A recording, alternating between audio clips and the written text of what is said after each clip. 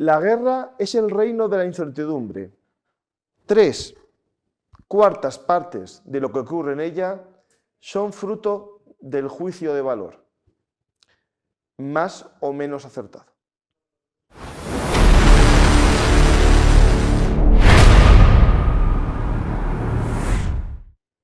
Esta frase de Clausewitz nos resume muy bien qué es la niebla de guerra. Y aquí, cada miércoles, en Juegos de Poder, intentamos penetrar y adentrarnos en ella. Hola, José María. Hola, ¿qué tal? Buenas. Pues con José María y conmigo, un servidor, vamos a intentar ver lo que sucede en este mundo convulso. Hoy saco este libro porque justo hoy sale a la venta en todas las librerías mi libro Un mundo convulso, claves geopolíticas para el siglo XXI. Hoy parece que está más tranquilo el escenario, pero no, empieza a moverse la parte geopolítica. Hoy empieza a aparecer un rumor en Oxios, en Político y en todos los periódicos por eco de un plan de 28 puntos que se lleva negociando desde octubre, al parecer, por funcionarios estadounidenses con rusos, y ya en las últimas fases Ucrania está dando su visto bueno a alguno de los puntos. ¿Cuáles son los puntos? No se sabe. Las filtraciones solo hablan de 28 puntos. Vamos a intentar profundizar y ir viendo un poco qué sucede. Pero, José María, vamos a hablar también un poco de otros lugares del mundo, ¿no? Vamos un poco una visión rápida a bola pluma de los conflictos. Tenemos, por ejemplo, una imagen que está sacudiendo al mundo, un derrumbe en una mina en el Congo con más de 70 trabajadores, una desgracia más, ¿no?, en estas condiciones pésimas de trabajo en las minas que nutren a la industria mundial, ¿no? Lo que hace de geopolítica esa noticia es que en muchas publicaciones en Twitter culpan al capitalismo occidental de ese accidente. Pues resulta que esa mina es una mina artesanal que toda su producción va a China, que es el comprador del 90% del cobalto mundial, para su industria, que después es cierto que viene como productos a nuestra economía, pero hay que ser puntillosos en la percepción de para quién es el cobalto, ¿no? El cobalto es para la economía mundial, tanto Occidente como Oriente. Por desgracia, las tierras raras, las materias primas de la energía renovable y energía verde tienen también ese tinte de sangre, como aquellos diamantes de sangre que se hicieron famosos, que dieron lugar a una película. Hay que recordar que el coltán es de sangre, que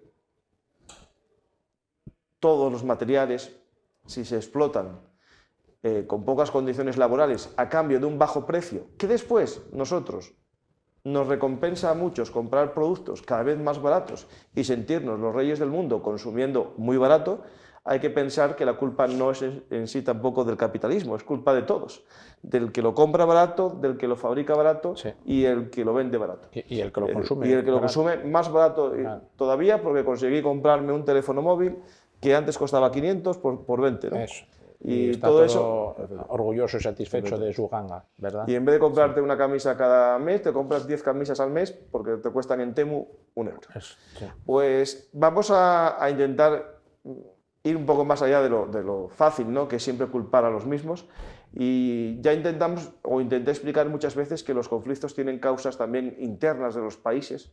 En los países africanos hay disputas, hay guerras, no solamente por culpa de la descolonización, sino también por movimientos internos que a veces tienen que ver con la colonización por el mapa, pero otras veces tienen que ver con dinámicas internas de corrupción y odios étnicos de siglos y siglos, ¿no? Sudán, por ejemplo, la guerra en Darfur tiene componentes étnicos más que religiosos, aunque nos vendieron, ya lo explicamos aquí, que hay también una campaña de desinformación muy peligrosa en redes sociales, echando la culpa siempre a que es el Islam al que mata a cristianos, y en este caso es el Islam matando a musulmanes por ser más oscuros de piel unos que otros. Es decir, aquí al final nilotas y nubianos se matan en Sudán por el color de la piel, no por la religión, pero en realidad se matan por el control del oro. Que, por cierto, ese oro se vende posteriormente en el mercado de Emiratos Árabes Unidos, que es uno de los países más exportador de oro, aunque no tiene una sola mina de oro, ¿no? Al final me recuerda y me parece la misma hipocresía que, que la República Dominicana sea uno de los mayores exportadores de petróleo no, de oro, cuando vende más oro que la propia mina que tiene de oro, ¿no? Es decir, al final es el tema, ¿no?, de los intereses cruzados, la corrupción y la geopolítica de la corrupción. Pues, José María, de África, ¿algo más podemos destacar que lo que está pasando en Mali, por ejemplo, que está la capital, todavía sigue asediada la capital? Bajo cerco, sí, por parte de los yihadistas. Y bueno, no, esto lo hablamos ya casi más el otro día, ¿no? Sí, está todo hablado. Y lo hablaste tú también en tus conferencias. Nada, un poco que hay Europa una asignatura pendiente que tenemos ahí, porque todo lo que pase en Mali nos va a repercutir a nosotros, ¿eh? Y en forma de, bueno, lo primero de inmigración ilegal y lo segundo de terrorismo yihadista, claro. Si se establecen allí, luego ya lo van a tener más fácil. Y lo que pasa es que es un efecto halo, un efecto propaganda, ¿no? Si toman el poder en Mali y se demuestran como victoriosos, en otros lugares repetirán, intentarán lograr ese califato también en la región, ¿no? Por ejemplo, me preguntaron ayer en la presentación online, ¿no?, de mi libro Mundo Convulso en Bellum Artis, me preguntaron si veremos soldados españoles en breve en Marruecos.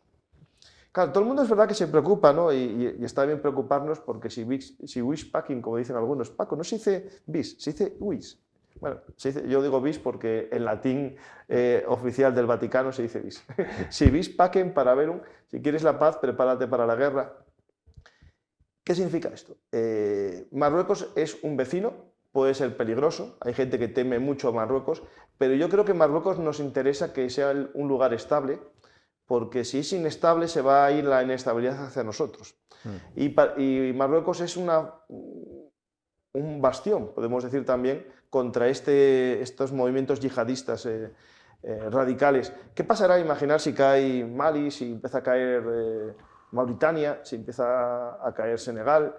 Marruecos es la última muralla, y si Marruecos empieza también a tener grietas y empieza a crecer el islamismo, porque el gobierno no es capaz de contenerlo, pues puede que tengamos un problema en nuestra frontera sur de verdad, y ahí sí que tenemos que estar atentos. En mi libro hablo de las migraciones y que es importante recordar que África es el país con mayor crecimiento demográfico del mundo y va a doblar su población en poco tiempo. Es decir, yo creo que eso es algo que tenemos que estar muy atentos, porque hay que lograr riqueza y estabilidad en África para que no sea tampoco una amenaza, digamos, en cuanto a la seguridad económica europea. Pues tenemos el tema de África. En Asia no hay grandes noticias, aparte de conflictos diplomáticos entre Japón y China por el tema de una posible guerra en Taiwán. Hay amenazas, bueno, ¿no?, sí, a la embajadora. La cosa se calentó mucho, ¿eh? Sí. Ya hablamos aquí del perfil de la personalidad firme y nacionalista que tenía la nueva primera ministra japonesa, Sanae Takaichi, ¿verdad? Y cómo ella, ya nada, yo creo que la primera semana de su mandato ya aludió a que si a China se le ocurría invadir Taiwán, que eso que Japón lo iba a considerar como un peligro para su defensa nacional y que tomaría medidas al respecto, ¿eh? Y entonces los japoneses, bueno, pues los chinos montaron en cólera, un diplomático chino amenazó con cortarle el cuello, etcétera, etcétera, ¿eh? Y la situación en lo diplomático se calentó, ¿eh? Hubo palabras más altas que otras por parte también de los chinos, una vez más, y ahora ya están enviando los chinos buques al área esta de las islas estas que están en disputa, las islas Senkaku, ¿eh? Y Japón, de momento, yo no tengo noticias de que haya respondido con medidas similares, ¿eh? Yo no estoy viendo de que vayan de momento al choque, pero yo me da la impresión de que China ahora va a estar midiendo a esta nueva primera ministra japonesa, hasta dónde cree que puede llegar, ¿verdad? Y bueno, a lo mejor la cosa se queda así, en una especie de pues, qué sé, tensión diplomática y nada más, pero o no, o igual escala, hay que estar pendiente. Pues tenemos Asia. Sí. Y luego también la primera ministra japonesa dijo que está dispuesta a levantar la prohibición del establecimiento de armas nucleares en su territorio. O sea, no que ellos no que tenerlas, se vayan pero sí, a dotar, pero sí que claro, eso va dirigido a Estados Unidos. Autorizará a los americanos a estacionar armas nucleares dentro del territorio de Japón. Aquí se entiende que son bombas. Bombas, sí. Bombas como Polonia autorizó hace poco también. Y Japón es uno de los países del mundo más colonizado por bases militares americanas. Sí. Tienen la gigantesca base de Okinawa, ¿no? Pero luego tienen otra muy grande en el Japón metropolitano, en la isla grande, en Hokkaido. ¿Cómo se llama? Hokkaido no. En Honshu tienen la base de Sasebo, me parece que es una de las mayores. Es donde tiene su sede la séptima flota. Es una base, sí, de uso conjunto y tal, pero bueno, como aquí la derrota, está acaparada, digamos, por Estados Unidos. Y decenas de miles de hombres permanentemente en Japón, Estados Unidos. O sea, debe ser el país, junto con Corea del Sur, que más presencia militar americana alberga, ya desde el final de la Segunda Guerra Mundial.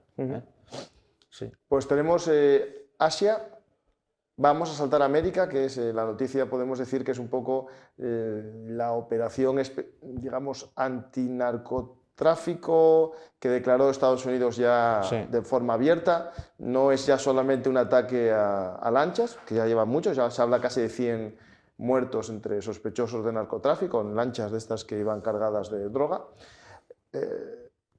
Vamos a una fase que llevan ya una semana, digamos, con la declaración.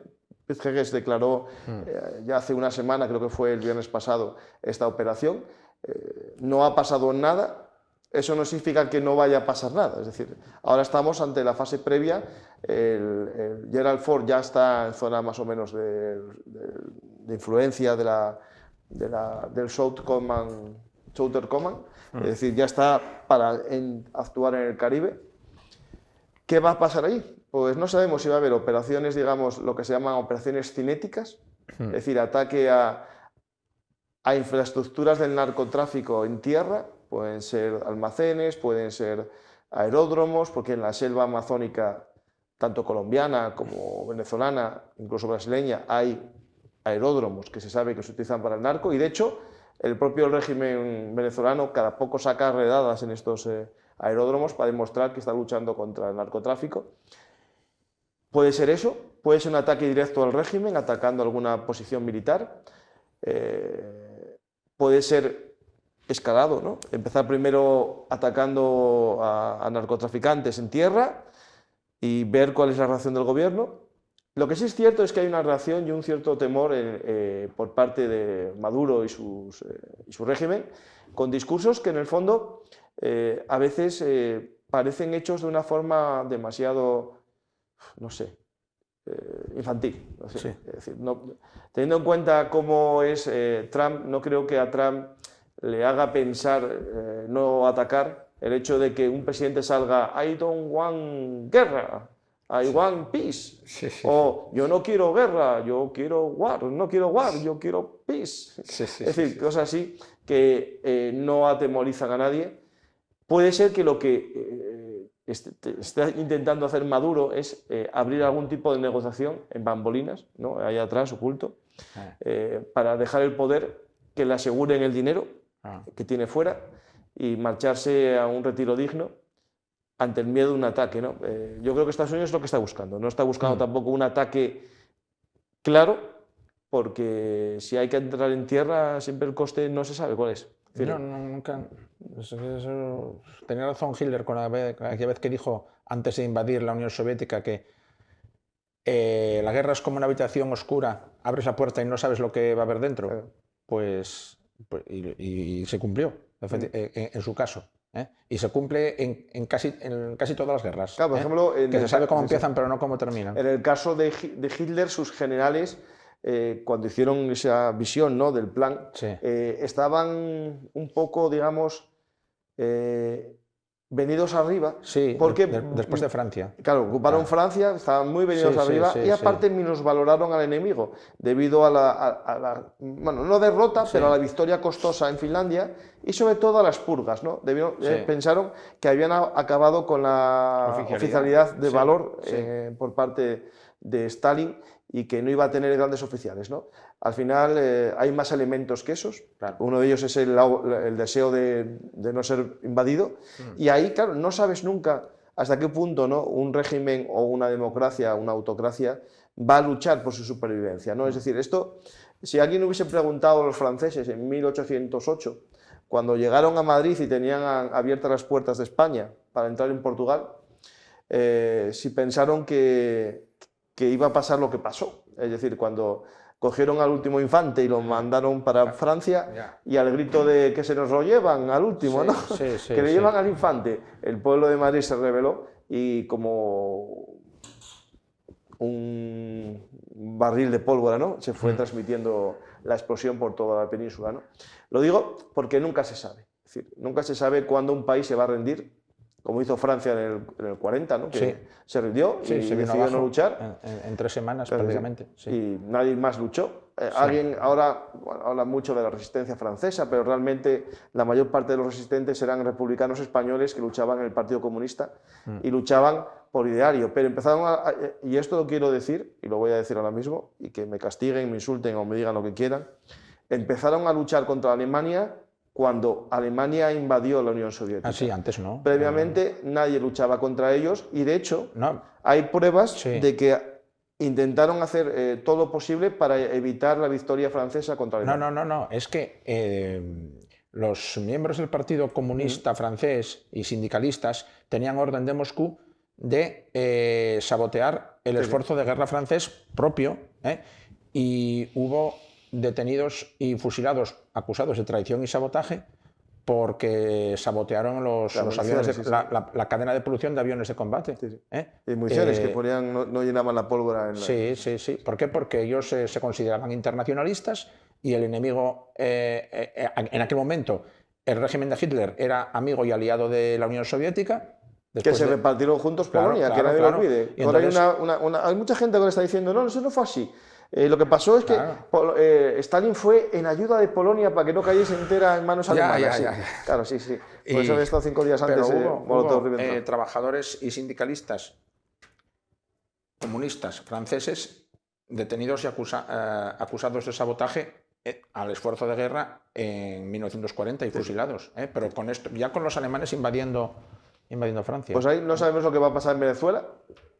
Muchos ven esperanza, una posible salida del régimen, el fin del régimen bolivariano, que no ganó las elecciones, esto hay que recordarlo.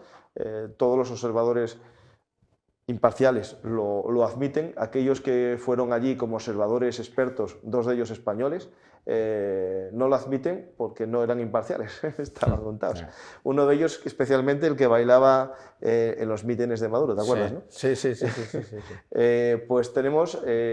Hay una información del Telegraph que a mí no me dio tiempo, periódico británico, que no me dio tiempo a leer entera, que decía que esta operación norteamericana de presión militar, amenaza de invasión, que en última instancia buscaría el cambio de régimen, que el régimen de Maduro, si no es preciso efectuar una operación militar externa, que de alguna manera se desmorone desde dentro y tal, ¿no? Que es una operación de mayor alcance y que en el mismo proceso esperarían que alcanzar también un cambio de régimen en Cuba. Yo no sé. Ya si es muy ambicioso eso, lo que esperan los americanos o no, pero vamos a esperar, ¿no? Sí. Eso lo ponía el Telegraph. Es que como tengo que leer tantas cosas al día y consultar tantas cosas y leerlas, a veces son de... ¿Cómo se llama, hombre? Son noticias en abierto, otras veces vienen limitadas y tal. Pero bueno, me quedé con el titular, que pretendían también que esta operación presunta de derrocar o cambiar el régimen de Maduro, que se extendiera también a derrocar o a cambiar el régimen en Cuba. Bueno, cuando hablamos de operación especial, es verdad que... la operación especial de Trump, hablamos de Venezuela, pero también se enfoca hacia Colombia. Y de hecho le preguntaron, antes de ayer creo que fue, el lunes, algo sobre México. Él dijo que México no era exactamente lo mismo, que México no era vino a decir que no era un narcoestado como Venezuela, pero que sí que tenían y sabían dónde dormía cada narcotraficante. Sí, sí, sí. Básicamente que te va a caer un Predator dentro de poco. Sí. Hablando de México y del gobierno mexicano, que no sea narcoestado no significa que haga una gran lucha contra el narcotráfico, que eso es distinto. Ahí entra la teoría de AMLO, de menos balas y más abrazos, que para muchos es un gran fracaso y parte del crecimiento de la fuerza del narco en algunos lugares, ¿no? Pues hace 15 días, más o menos el día de difuntos, ¿no? Ya 19 días ya, mataron a un alcalde en Michoacán, creo que fue. El gobernador de Michoacán, creo que fue, me parece. Lo mataron en la calle y empezó a haber protestas ese mismo día con un asalto digamos, a la delegación de gobierno, ¿no? Del gobierno federal. Y este fin de semana se organizó un asalto al Zócalo. La generación Z, ¿no? Organizado también bajo la bandera, ¿no? Esta no me acuerdo la serie de manga. Bueno, una bandera con una calavera y un gorro de paja, sí. que se me acaba de ir el nombre de la serie, que es el símbolo que ya en el Nepal se consideró como símbolo de la generación Z y apareció en más revueltas, en casi todas las revueltas últimas que hay, incluso en Marruecos creo que apareció alguna. Esta vez en el Zócalo aparecieron muchas. El gobierno había intentado proteger el palacio del Zócalo, el palacio de Hernán Cortés, porque es un palacio del virrey de España. Esto hay que recordarlo, que toda esa plaza de la catedral del Zócalo, preciosa, por cierto, es un recuerdo de la Nueva España, ¿no? De la ciudad más rica del Imperio Español, que no fue ni Sevilla ni fue Madrid, era Ciudad de México. Pues intentaron asaltarlo, rompieron las vallas, pero al final un gran despliegue policial evitó la entrada. La bandera de One Piece, eso. Yo sabía que era One Piece, eso. Pues el Oye, manga de One Piece. Perdona mi ignorancia, Z son los nacidos en el año 2000. Sí. Vale. Sí, más o menos en torno al 2000. Tú y yo somos ya generación... No, boomer. Boomer, sí. Sí, del baby boom. Yo estoy ahí, según algunos, los del 75 estamos, o millennials, o X, pero no estoy seguro. ¿Y los millennials cuáles son? Creo que son los que tuvieron adolescencia en los 90 o algo así. Los que tuvieron adolescencia en los 2000. Vale. ¿Y los Z, los nacidos que nacieron a partir del 2000. Bueno. Que hacen la adolescencia hace el 20. Ya. Ahora, más o menos, lo que tienen ahora 20, 25. Sí, bueno, por eso... Sí. Nada, y se les va a acabar la letra. Si ya son Z, ¿qué va a pasar después? Ya, no sé. Hay que ir a dos, como las matrículas de coche. Los Z Plus o yo qué sé. A ir a dos letras. Pues el One Piece, esa serie de manga, se está convirtiendo en un icono de rebeldía. Son unos piratas, ¿no? Que al final luchan contra el opresor, ¿no? Que en este caso, un gobierno que no asegura la paz interna, ¿no? Y esto es importante porque ayer en Gustavo Bueno, si te fijas, una pregunta que hizo interesante era dónde hay guerras, ¿no? O dónde están los conflictos. Y por desgracia tuve que responder que muchas veces los conflictos se dan en estados fallidos. Y una de las cosas que demuestran que un estado es fallido es cuando no puede cumplir con el contrato social. Los ciudadanos entregamos al Estado nuestras armas, nuestra capacidad de defensa, para que ellos la garanticen. Pagamos impuestos, perdemos nuestra libertad a cambio de seguridad. Y claro, cuando un Estado no es capaz de dar seguridad, es un Estado fallido. En México, por desgracia, tiene esos elementos de Estado fallido. Pues vamos a saltar y nos vamos a Ucrania, aunque esto se vincula con Estados Unidos, Sí. ¿no? Tenemos ahora la noticia geopolítica que apareció, como ya dije, en los periódicos. No sabemos mucho más, que es el plan de 28 puntos,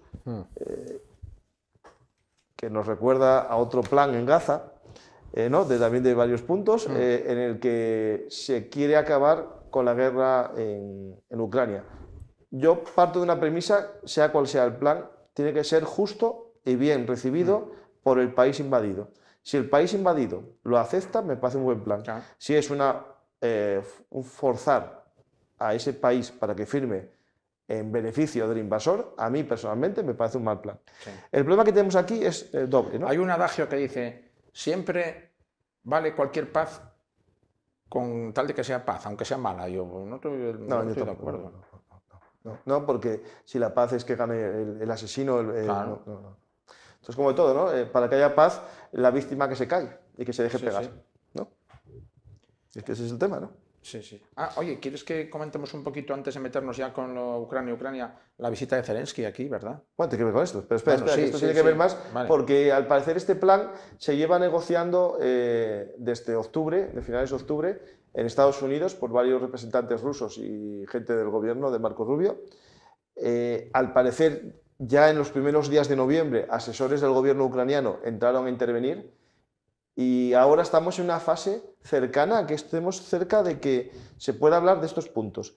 ¿Tiene que ver esto con la suspensión del acuerdo aquel de Hungría y a lo mejor que pasaron cosas por medio que vieron a Rusia forzados Sí, sí, sí. a pactar? Es decir, ¿por qué antes no se bajaba de la burra, ahora va a aceptar un plan Sí, que sí, puede ser sí, beneficioso sí. para él? No sabemos. Es que no sabemos los puntos, claro. Ya, claro, a ver, no se tendrá que terminar sabiendo. Pero yo quiero decir que han pasado y están pasando cosas, como dicen ahora los pedantes, behind the scenes, está claro. Porque ya llevan como una semana y pico filtrándose detalles y rumoreándose cosas. A ver, es normal, yo entiendo y considero normal que no lo sepamos, que estas cosas se lleven eso, entre bambalinas, con discreción y tal. Ahora hay en Estambul unas conversaciones en las cuales ha ido Zelensky, por supuesto Erdogan, también Vitkov, también Vitkov es el enviado especial de Estados Unidos, bueno, hombre de confianza de Trump, y no hay ningún ruso. Joder, tendrá que haber algún ruso, ¿no? Pues seguramente habrá algún ruso allí también, lo que pasa es que no han querido que trascienda, porque si no, ¿qué van a hacer ahí hablando, para hablar, digamos, Zelensky con un enviado americano? Pasó, podía hablar en Estados Unidos o en otro sitio, ¿no? Pero si van ahí a un terreno neutral y tal, ahí es que yo creo que algún ruso tiene que estar allí con ellos. Y luego también, más indicios de que algo se está moviendo. Esta semana que pasó... Hay puntos que a mí me parecen peligrosos si no van con un contrapunto. Tengo aquí, Sí, según bueno, el sí. diario.es. Sí, vale, no, te digo que el presidente de Finlandia, Stubb, dijo que, bueno, que podía hablarse de un horizonte de paz no antes de febrero, pero que entonces a lo mejor en febrero ya vemos algo claro. Y algo así ha venido a decir también el jefe de la inteligencia militar ucraniana hoy. Yo creo, ese tío lo considero, desde luego, influyente e informado, Buyanov, ¿verdad?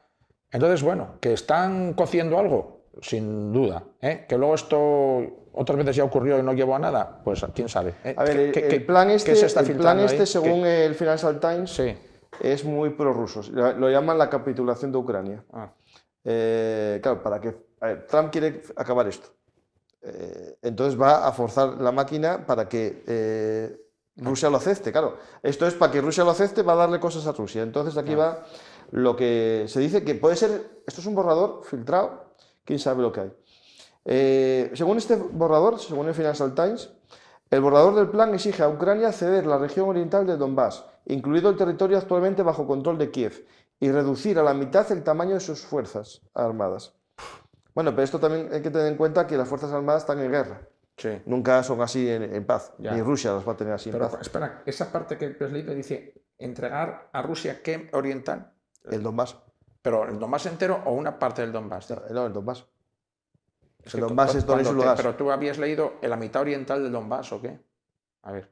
La región oriental. Ah, la región oriental del Donbass. Vale, la región del Donbass. Bueno. El problema es Zaporizhia y Gerson, que están tomados por Rusia y anexionados por Rusia. Se los devuelven, se los quedan con ellos, quedan como está. Además, exige que Ucrania abandone elementos clave de armamento y la suspensión de la asistencia militar estadounidense, que ha sido vital para su defensa. Asimismo, prevé que el ruso sea reconocido como idioma oficial del Estado en Ucrania y otorgar estatus oficial a la rama local de la Iglesia Ortodoxa. Según el Wall Street Journal, Trump ha enviado una delegación del Pentágono a Kiev para mantener conversaciones este miércoles. Sí, eso es cierto. El secretario del Ejército, Dan Driscoll, junto con dos generales, tenían previsto reunirse con el presidente ruso Volodymyr Zelensky, no, ruso no, ucraniano, Volodymyr Zelensky, y otros funcionarios ucranianos. Bueno, pues está puesto mal en el periódico. Pues esto, si es así, no es muy bueno para Ucrania. Bueno, a ver. Pero hay que ver que a lo mejor hay cosas que nos faltan en el plan, porque el plan sí que tiene garantías de seguridad. Entonces, claro, si tú a Ucrania le obligas a hacer esto, tiene que tener una garantía de seguridad muy fuerte. Ya. Porque si reduce el ejército y entrega el territorio, ya perdió todo. Entonces tiene que haber una garantía de seguridad alta. Y sí que se destacaba en el político que había una garantía de seguridad. Entonces que están llegando las noticias, claro, estamos ahora... Sí, claro, es que esto nos pilla un poco en directo. Claro. Claro, seguro que hoy al final del día se sabe ya mucho más, pero ahora mismo no podemos adelantar nada. De todas formas, tampoco el diario.es no te fíes mucho. No, estoy en el otro eso. De tendencia así como de extrema izquierda y tal, y os van a dar una visión más Los 28 favorable a Rusia. puntos, según el político, están agrupados en 4 categorías. Paz en Ucrania, garantías de seguridad en Europa y futuras relaciones de Estados Unidos con Rusia y Ucrania. Todo ello partiendo del encuentro secreto que Trump y Putin mantuvieron en Alaska, ahí cuando estuvo cerrado. No, aquí este no dice nada. Vamos a ir viendo. No, este no establece los puntos como los Bueno, nada, no queramos ser impacientes, ya se verá.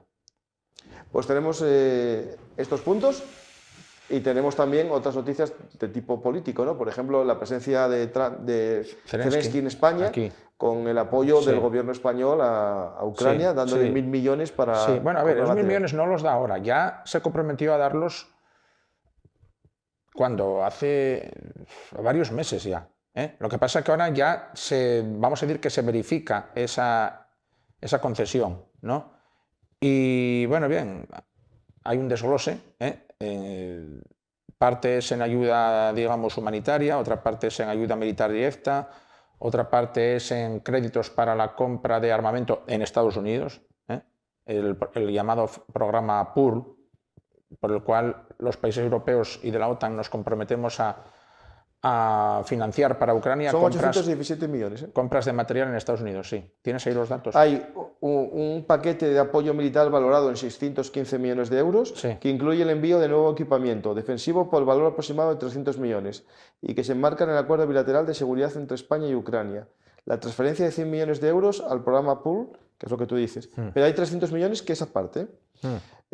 Transferencia de 215 millones de euros a través del instrumento SAFE de la Unión Europea para costear la producción de sistemas antidrones, radares de exploración y vigilancia aérea. Y después 200 millones para la Oficina para la Reconstrucción de Ucrania, que es para, digamos... Bueno, al final la suma de todos los ítems 800 asciende más o menos a 1.000, ¿o no? No, un poco menos, 875 creo que te dije. 817. Bueno, pues no son bien. Bueno, España sigue estando con eso, aunque a la gente parezca mucho dinero, España sigue estando en la cola de los países que aportan, en dinero, al menos. En otras cosas, bueno, que ahora diremos, porque el resto de países europeos, sobre todo los nórdicos, Italia también, aunque parezca que no, es que todos los meses hacen aportaciones de 300 y pico o 500 millones en material militar casi siempre, o en otras cosas, pero en material militar mucho. Y España, bueno, ahora suma 800 y pico millones ahora. Ahora después de año y pico, así, de que no hizo nada. Claro, por supuesto.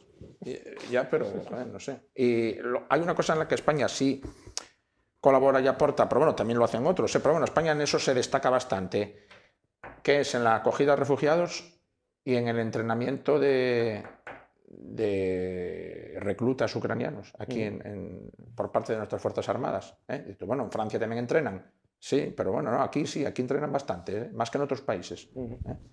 Sí, aquí tenemos ya hace tiempo. Y el tema es que llegará un momento que tendrán que venir ucranianos a entrenar a nuestro ejército. Hoy nuestro ejército publicó en Twitter que ya está empezando a utilizar drones kamikaze. Hasta hace poco había algún dron, pero casi de forma oficiosa en las unidades. Sí.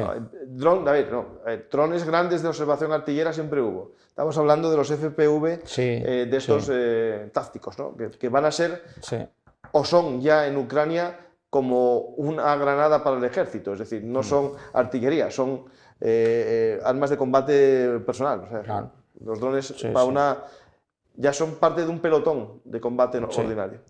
Tener la idea es que una unidad, en vez de tener solamente, en vez de tener ametralladoras pesadas, va a tener operadores de drones, y las ametralladoras pesadas a lo mejor no tienen ni operador, serán automatizadas. Como estamos viendo en el ejército de Ucrania los drones lo están haciendo todo ahora prácticamente. Un poco a falta de algo mejor, pero es que están, yo creo, usando y abusando de ellos, con mayor o mejor fortuna, pero es que es así. De hecho, hoy también fue a Ucrania estos días una visita oficial del ejército estadounidense para empezar a aprender un poco el uso de drones en el campo de batalla. Asistió el general Randy George y el secretario Dan Driscoll, en parte para, aparte de lo que estábamos hablando de esa visita geopolítica, también para el tema de los drones, ¿no? Drones de combate y municiones autónomas. De bajo coste, porque las caras Estados Unidos las tiene muy buenas, es decir, Switchblade, que fue el primer dron kamikaze o munición merodeadora que empleó Ucrania, era estadounidense. Pero era carísimo, claro. Y no muy efectivo después de todo, porque no dio muy buen resultado. Es que había muy pocos a lo mejor. Ya, pero se dijo que no tenía éxito. Claro, al final, por ejemplo, la ventaja que tiene, y esto es importante, un Javelin que era magnífico, estaba limitado al final a que lo pueda ver el lanzador. Sí. Tienes las llanuras estas de Ucrania que te permiten ver un carro de combate, pero el dron sobrepasa la visión humana, claro. Porque si hay una colina, si hay un árbol, el dron lo va a ver, y eso es lo que hace que sea tan letal, ¿no?, este arma. De hecho, hablando de drones, justo salió un pequeño análisis de la situación en Pokrovsk, que es lo que vamos a ir ahora al campo de batalla. La ciudad de Pokrovsk sigue estando más o menos a un 70-80% en manos rusas, pero no significa que sea una ocupación completa. Estamos hablando de lo que ya explicamos muchas veces, zonas de posesión. No es una zona gris, de presencia y más o menos control. Pero no hay ningún rincón de la ciudad en que un ruso pueda caminar por ahí a su plena disposición. Y la parte ucraniana tampoco, claro. Están las dos, digamos, áreas infiltradas por unos y por otros. Y, hombre, sí, la tendencia en estas últimas, vamos a decir, semanas es a un progresivo aumento del área de control rusa, pero claro, los ucranianos siguen fuertes en el norte de la ciudad. Pues y eso es lo que están jugando. Yo creo que están jugando a mantenerse firmes ahí en el extremo norte para prolongar este estado de cosas. Al menos yo creo que hasta fin de año. Ellos sueñan con mantener la presencia, aunque sea mínima o justa, en Pokrovsk hasta fin de año para poder afirmar con razón de que la ciudad aún no ha caído. Bueno, José María, vamos a ser sinceros. Minorad, para ti ya la tenían que haber retirado hace 25 días casi. Pero están en Mirgorod. Por eso digo, claro, que no está siendo tan éxito para Rusia. No. Yo dije, y creo que discutimos un poco en frente de batalla, que arriesgar tropas para que no cayese en Minorad era algo positivo desde el punto de vista político. Porque la guerra es político. Si se hubiesen retirado para salvar 50 soldados, 100 soldados, que es importante, pero hubiese caído la ciudad. A ver, y Rusia tendría un triunfo. Hay una interpretación política a todo esto que yo completa. No hago mía, pero la escucho en fuentes prorrusas, que dicen que Ucrania mantiene contra viento y marea viva la presencia en Pokrovsk y la batalla por Pokrovsk, que ya desde un punto de vista militar y operativo, que debería haber terminado, pero que no termina porque Ucrania políticamente la mantiene viva, porque de ahí depende, dicen las fuentes prorrusas, que la Unión Europea apruebe los siguientes paquetes de ayuda y que, digamos, se decida por fin a incautar los activos congelados estos dichosos rusos mira, yo viendo lo que está sucediendo con es lo que dicen los rusos. Eso lo dicen digamos, las terminales prorrusas. Pero yo creo que ellos vinculan vamos a decir, la decisión de que Europa continúe el apoyo financiero potente a Ucrania y que se incaute de esos activos rusos al destino de la ciudad. Pues desde mi punto de vista, el objetivo político no va por ahí, sino lo que está pasando con los 28 puntos. Es decir, si hay una fase de negociación y Ucrania sabía que se está negociando, no puede perder sus bases de negociación. Es decir, si por algo Rusia quiere negociar el Donetsk completo, si ya lo tiene más, va a ser más cicatero en otros aspectos de la negociación. Si están muriendo gente para salir de Pokrovsk y cerrar Minorad, a lo mejor cede en otro punto de la negociación. Es decir, yo creo que va todo por la negociación que está abierta, que hasta hace poco nadie sabía, nadie lo conocía, y no significa que no lo supiesen ni los rusos ni los ucranianos. Por lo tanto, esta guerra tiene mucho que ver con esto. Es decir, esta batalla, perdonad. Y en esta batalla me suena un poco a la batalla de Verdún. En la batalla de Verdún había una doctrina por parte de los alemanes que era un lugar de muerte. Hacer que los franceses fuesen allí para matarlos. Sí. No les salió bien porque también se desgastó ellos. Claro, también morían ellos, sí. Pero en este caso, lo que dicen que está haciendo Ucrania es, ya que están y no pudimos evitar que estén, vamos a hacer que les cueste llegar allí, ¿no? Y entonces, llegar a Pokrovsk es la odisea, ¿no? Es decir, tú tienes que atravesar todos esos campos y en el camino te llegan colmenas, ¿no? Manadas de drones. Por ejemplo, según las cifras ucranianas, no mías, ni verificadas, pero según Ucrania, las aves de Mayar, que son, digamos, unas unidades de élite de drones, acabó con 8.000 rusos en octubre. En un solo vídeo se ven 39 soldados rusos fallecidos, 6 motos y un quad. Es decir, lo que hay todos los días en estos movimientos, ¿no? Según las fuerzas especiales del GUR, causaron 1.500 bajas rusas en un mes, gracias a drones de fibra óptica que superan esta guerra electrónica que también está haciendo Rusia, ¿no? Al final, todo soldado ruso que llega a Pokrovsk es un superviviente de los avances en campo abierto. Y al final van a ir metiendo gente, pero tampoco tanta. ¿Puede haber ahora qué en Pokrovsk? ¿500 soldados rusos? No, 300. 300 hablaban. Sí. Y ucranianos igual 120 o quién sabe. Porque cada vez tienen menos terreno. Sí. Lo que pasa es que los ucranianos están en el campo o en poblaciones cercanas, en Krasny o en Rodinsky. En Krasny y en Rodinsky están. Sí, sí. Atacando por ahí. Y en Minorat habrá menos de 200 ucranianos que sobreviven. De hecho, en Minorat hay una historia que tiene que ver un poco con la falta de moral y ética del mundo, ¿no? Sobre todo de ética personal, ¿no?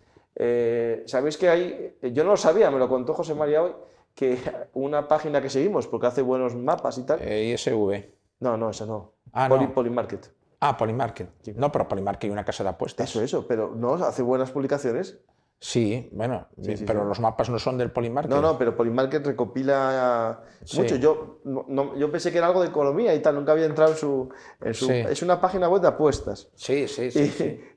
Y hay gente que apostaba fechas de cuando los rusos tomaban Minorat.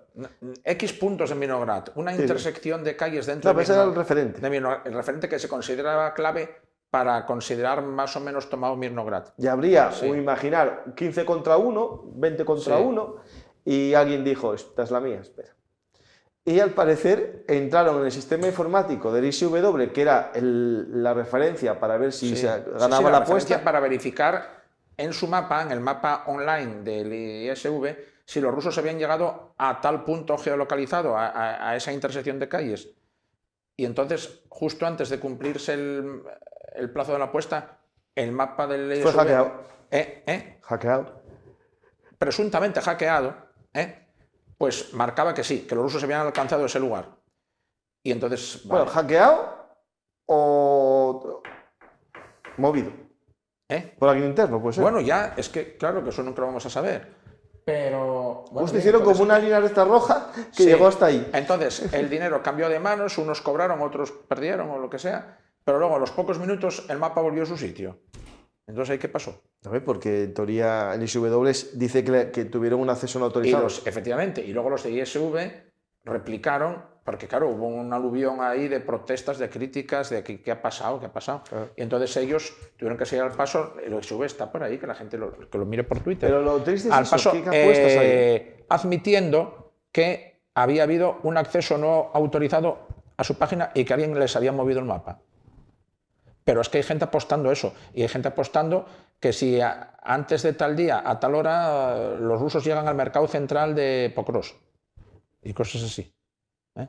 Y puede que parte de los apostantes sean militares de los dos países. Puede que incluso algún militar incluso se deje... Sí. Es que, bueno, eso no lo decían claramente, pero abrían la puerta a que, por ejemplo, un oficial del ejército ruso que mande a dos hombres allí con una banderita a hacerse la foto, geolocalizarse, a tomar aunque sea por unos minutos, una posición para demostrar que tal posición ha sido alcanzada y tomada. Y al revés, un ucraniano retirar a 5 de sus hombres para que lleguen. Sí, sí. Y luego la apuesta se verifica y alguien cobra. Sí, sí. Esto que me parece fuerte, nos parece fuerte, o alguien estará pensando, madre mía, ¿qué tipo de calaña es el ser humano? ¿no? Sí. Esto, en la antigua Roma, me vino a la cabeza justo ahora mismo, cuando en la guerra de Yugurta pagó a centuriones romanos que abriesen la puerta del campamento romano para que entrasen las fuerzas de Yugurta, y mataron a todos los legionarios, menos a él y a su guardia, que habían marchado antes con el dinero. Ya. Es decir, esto, por desgracia, siempre hay gente de este tipo, pero si hay apuestas y son grandes, y hay grandes márgenes de victoria, imagínate que hay un 20 contra 1, un 30 contra 1. Puede haber alguien que apuesta ahí 2 millones de euros y seguro que si va a ganar 200 millones o 20 millones, va a haber gente que haga lo posible para que esa línea roja se mueva. Sí. No, ahí la publicación ponía que estaban en juego 850 millones de euros. De dólares, perdón. Dólares. 850 es una burrada. 850, sí. Es decir, da para que se mueva de verdad el mapa, mandes allí a 50 desgraciados para que entren. Sí. Interesante que el ser humano... hay que siempre ser positivo, ¿no? No todo el mundo hace eso. Pues tenemos Pokrovsk, que sigue los combates, no cayó, puede seguir meses, porque Chasillar, una localidad de la que hablamos durante meses, sigue estando en combate en la zona exterior. Rusia no tomó toda la ciudad, y de hecho no hace mucho hubo un pequeño contraataque ucraniano en un barrio periférico. Sí, recuperó por lo tanto, posiciones. Sigue por ahí. Sí que es verdad que en Torex ya la zona gris yo creo que está muy redefinida. Mira, todavía ponía esta semana que cayó en la periferia más exterior de Torex, en dirección a Mirnograd, una posición que era, que yo lo considero ya el epílogo definitivo de la batalla de Torex, una mina que estaba en un alto, que bueno, tenía un valor operativo importante. Esa era la que seguía en manos sí, los ucranianos la mantuvieron durante todos estos meses hasta, yo creo que hasta el martes o así. Y el martes, el martes es ayer, no. Pues entonces hasta el domingo, me imagino. Hasta que ya los rusos los echaron. Claro, pues estamos hablando 5 meses después de lo que fue la victoria en Torex. O sea, o 6, claro. Mucho. Pues esta guerra es así, la zona gris domina el mapa. Los mapas no se pueden entender sin esas zonas grises. Tenemos, por ejemplo, un pequeño mapa del parque de dinosaurios, creo que titulé así la foto, de la que hablamos muchas veces en frente de batalla. Y ahí es justo, mira, a la derecha de ese estanque estaría Torex, ¿vale? Y a la izquierda, un poco más a la izquierda, ya unos 5 kilómetros o 10, estaría Pokrovsk. Pues para salir de ese lago... Y al norte Konstantinivka. Sí, para salir de ese lago, Rusia estuvo meses y meses. Yo creo que estaría 4 meses o 5, no, más. Más. Pero es que ya nosotros... Hace 6 meses decíamos, jolín, los ucranianos ahí acorralados entre el sur del lago tienen que marchar, ¿qué hacen ahí? Pues marcharon, ¿no? Ahora empezarán a marchar, pero no, tenemos que verlo en el mapa. Sí. Ahí, donde están las flechitas que salen hacia arriba, está el parque de dinosaurios. Y ahí hay un conjunto de trincheras, y al parecer los rusos llegaron a ellas y lograron infiltrarse un poco, pero creo que no lograron... No, pero lo evitaron, ¿eh? Yo sé que es un sitio, un reducto difícil de tomar, entonces fueron alrededor del lago. Han ido por la parte baja, por la orilla del lago, pero no han subido porque está en alto. Eso que marco en el mapa es una filtración rusa. Sí, pero eso que ves ahí, es que esta publicación la había visto yo también. Son dos tíos. O sea, un hombre y otro hombre que iban... Y fueron descubiertos y liquidados. Y hasta aquí llegaron 2 tíos rusos. No 2 batallones ni 2... Claro, alguien puede pintar todo rojo. Claro. Es que eso es tremendo. Claro, esto es lo que pasa. Son filtraciones pequeñas de grupos de infiltración. O podemos decir de supervivientes, más bien, porque no sabemos cuántos intentaron llegar. Pero luego vemos esas imágenes de un ruso o 2 que vagan por ahí, por la llanura, por la estepa. Y estos tíos, ¿dónde van? ¿Van a algún lado? ¿Están perdidos? Claro, yo esas imágenes que lo ves, que van hacia la línea de combate... Vuelven. Cuando van sin armas, porque a veces algunos probes van sin armas. O están escapando, o están escondiéndose, no se sabe. O son los que llevan la comida a las unidades que están en primera línea. Sí. Es que el otro día, uno allí cogiendo arándanos, el prove le cayó un dron encima. Bueno, uno que grabé yo, uno que publiqué yo, como él hablaba, decía que claro, que no tiene nada que comer ya. Porque no había nada ya. Porque quedó herido, llevaba ya 5 días o más allí tirado y grabó con lo que le quedaría de batería. Esos son los rusos que les mandan avanzar. Y luego los ucranianos que les mandan hacerse fuertes o defender Sí, una no posición retirarse. avanzada y luego ya les dicen que no les van a poder ir a buscar en meses, porque antes las rotaciones, los relevos se hacían cada 14 días o así y tal. No, ahora ya un destacamento, pelotón o menos todavía, Pues eso. un binomio de ucranianos que están en una posición, ya saben y les dicen, ellos lo asumen, que pueden tirarse 3 meses en una posición.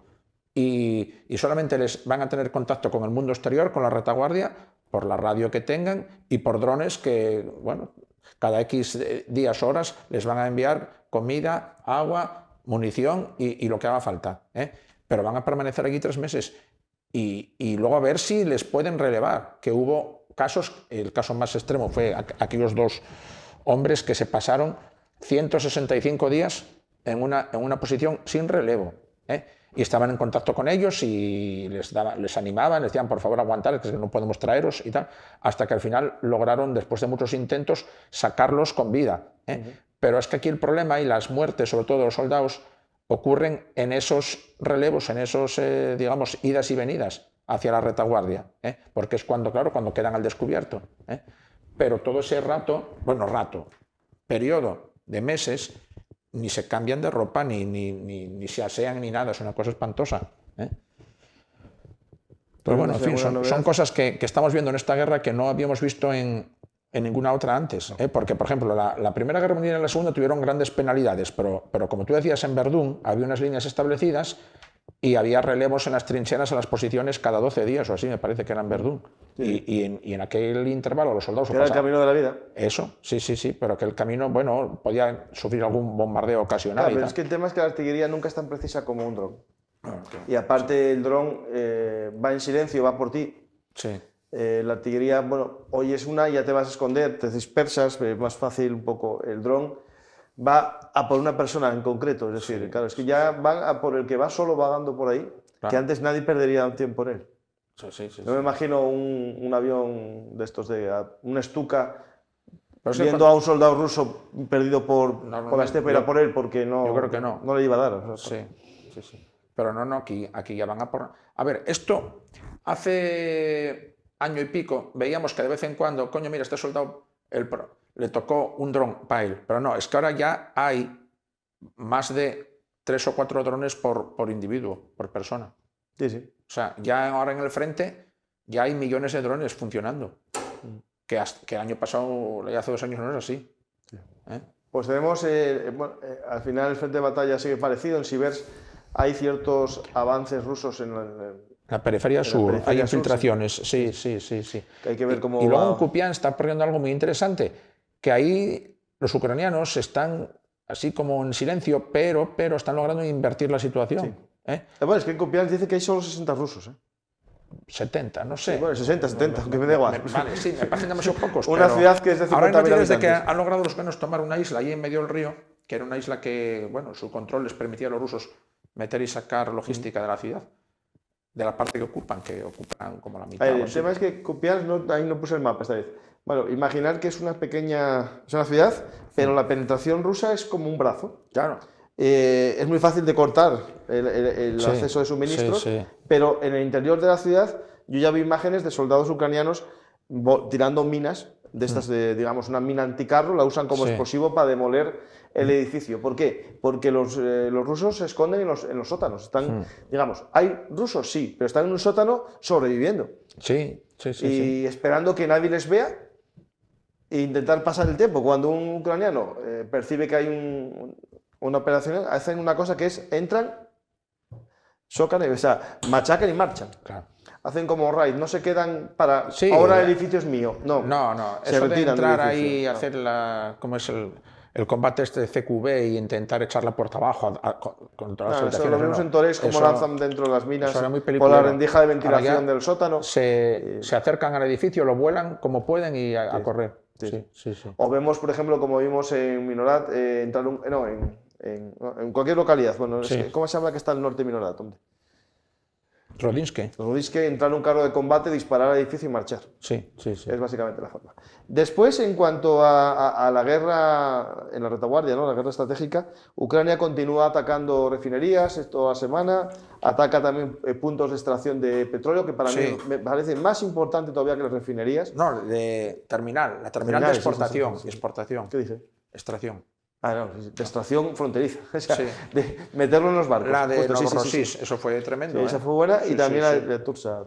Y luego Tuapse, sí. Y luego hubo el ataque que tiene relevancia con misiles Atacams ayer a Voronezh. Ahí se atacó dos, que yo sepa, un aeródromo de estos donde salen los bombarderos estos que tanto atormentan el frente ucraniano, los Su-34.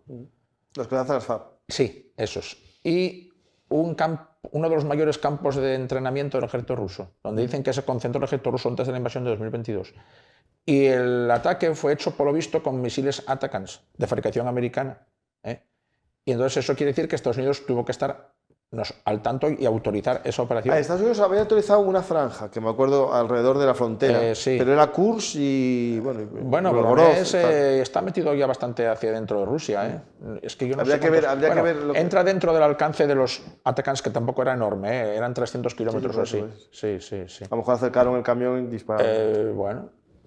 Después, ante los ataques a la economía, que para mí es parte también de que Rusia se siente a negociar de alguna manera el daño a la economía rusa. A ver, hubo ataques a un gasoducto importante, ¿no? En Siberia, voladura del Transiberiano, del ferrocarril, de un tramo de la vía. Un tren en llamas también. Sí, otro tren cisterna en Perm.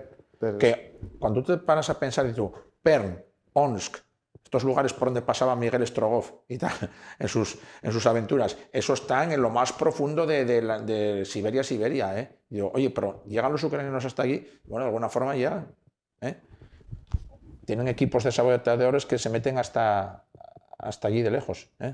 Pues tenemos después la respuesta rusa, que es uno de los mayores ataques, con 400 drones, que hubo más ataques con más drones, pero hubo casi un centenar de misiles de crucero. Uno de ellos, creo que fue un Kinzhal, golpeó en una vivienda. Un KH-101 de estos, sí. En Ternópil, 25 muertos. Es que además, si se ven las imágenes bien al pleno del día, eso totalmente parece un ataque deliberado, porque es el dron cae perfectamente, no está, digamos, dañado ni nada de eso. El misil entró en horizontal a por la casa, a por el bloque, vamos. Estaba buscando la imagen, sí, pero un cachecillo. Sí. Eso está, mira a ver en nuestro chat, lo tienes ahí. En el de frente de batalla. Bueno, pues lo tienes ya explicado ya. Bueno, pues si lo querías ver. ¿Qué lea? ¿Qué leo qué? No, que si querías ver las imágenes del misil. No, si lo tengo, las imágenes sí las tengo. Vale, no, entonces nada. No, las tengo en mi mente, la que quería era mostrarlo, pero no tengo tiempo. 25 muertos. Civiles todos, claro, sí. ¿Hubo otra columna rusa destruida? Eso no sé. No la tengo yo pillada esta. No sé. A ver. No sé. Podría hace 3 horas, pero no sé. Bueno, ya lo miraremos. Una columna con 4 carros o 4 blindados. ¿En qué frente? No pone. Vale. Pues muchas gracias a todos. Espero que este breve resumen semanal os haya servido y nos vemos otro día más aquí en Juegos de Poder para conocer este mundo convulso que nos ha tocado vivir o sufrir. No sé cómo podemos decirlo, ¿no? Pues esperemos que todo se vaya calmando y siempre, en este caso, si hay una paz, que sea una paz en la que la víctima, el invadido, no sea el perdedor por culpa de un juego de poderes de otros, ¿no? Al final, la historia nos demuestra que a veces puede pasar eso, pero que a mí no me hagan decir que el lado positivo o el lado bueno es el lado, en este caso, del invasor. Pues muchas gracias, espero que os haya gustado y nada más, nos vemos otro día más. Gracias, José María, y hasta la próxima.